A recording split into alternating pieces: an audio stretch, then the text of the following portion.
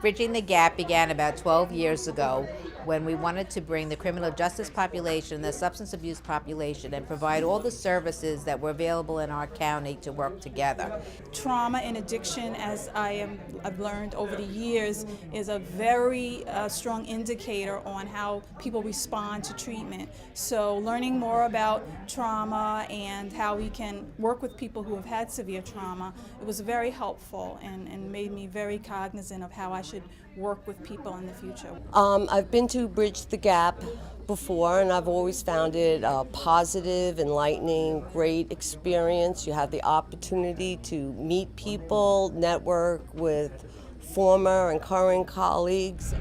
The beauty of Bridging the Gap is that we get to network. We all get to talk in a room together. Bridging the Gap is a very important annual conference that we all look forward to, those of us in the field of addictions treatment. And we have relevant topics that help us do our job better. Every year we try to pick a different topic that we believe is pertinent to the population and what's happening in the county and in the state. And this year we're hearing more and more about our veterans returning from all of our wars, and we also have a lot of people suffering from trauma. So our purpose this year was to provide training to the criminal justice and the substance abusing population on how to deal with the clients who are suffering from trauma.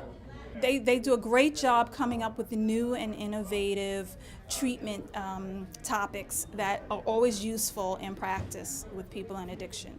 So I can't think of one in particular. Every year it's just something new, innovative, and exciting. One of the most unique things about Bridging the Gap is that it takes the clinical part of it and then the law enforcement as far as probation, the court system, and brings them together as a team to work on helping the client recover, whether it's psychological or drugs, and they work very importantly as a team.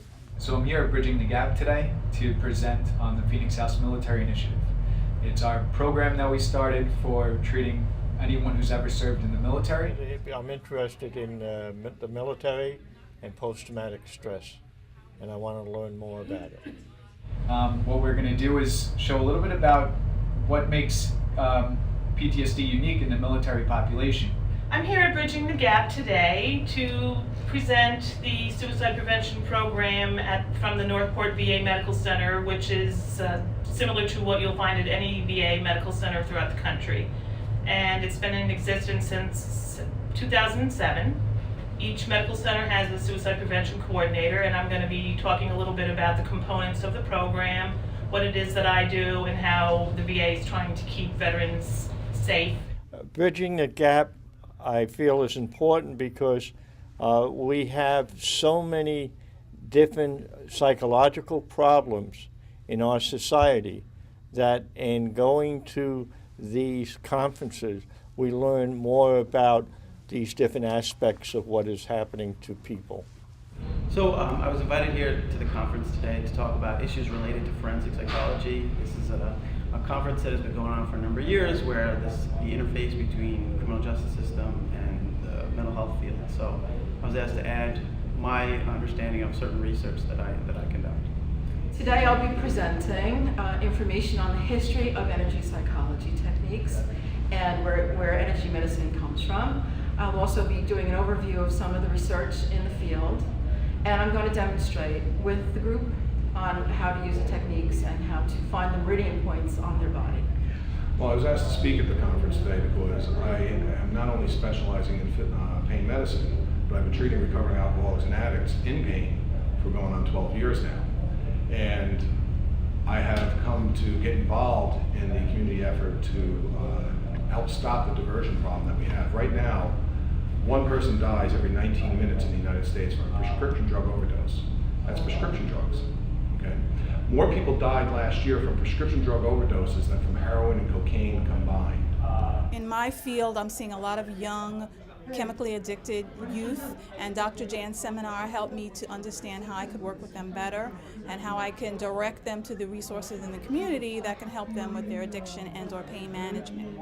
We're in the midst of an epidemic, and 90% of the doctors prescribing who are prescribing loosely, so to speak, are doing it not with bad intent, but doing it because they're trying to help and they don't understand the consequences of how they're prescribing. And many of them, the vast majority of them, when we do educate them, they are very amenable to treating recovering alcoholics and addicts, to prescribing appropriately to those who are not addicted, and understanding that anybody who's on these medications is at high risk for addiction.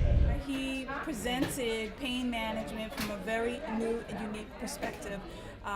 He explained to me how he is able to detoxify people that are struggling with addiction and manage pain management at the same time.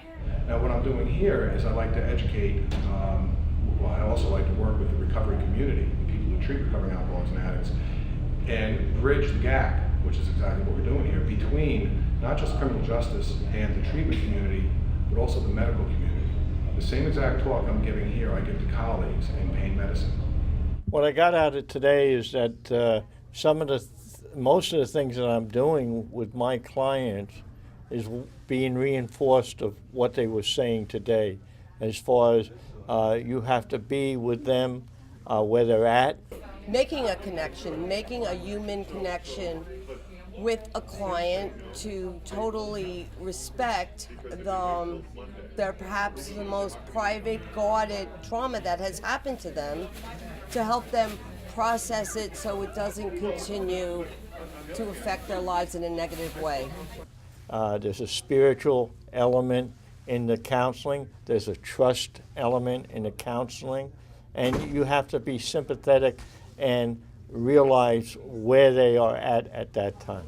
I have an ongoing sensitivity to people who are traumatized, who are addicted, chemically addicted, and I think that it helps to reinforce the work that I've already been doing, treating the person as a whole, treating the person as an individual with respect and kindness and understanding. So I think it just helps incorporate all of the skills that I've learned over the years and increase my practice with clients. The Bridging Gap 12, I think, was very successful this year. It's the first time we're in a hotel. I think people came out excited, energized. They learned a lot of techniques and how to work with their clients who are suffering from trauma. And hopefully they will bring that to all our residents of Suffolk County so that we can all be a lot healthier in the future.